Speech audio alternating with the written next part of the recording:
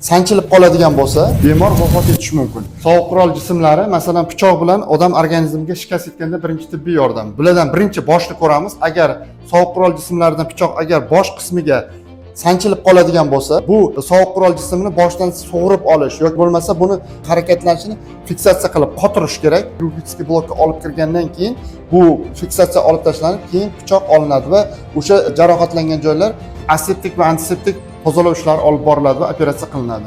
Sovuq qurol jismlaridan agar pichoq yurak sohasiga sanchiladigan bo'lsa, yurak sohasiga sanchilgan pichoq sug'urib olinmaydi. Chunki agar sug'urib olinadigan bo'lsa, profuz, ya'ni kuchli qon ketish oqibatida bemor vafot etishi mumkin.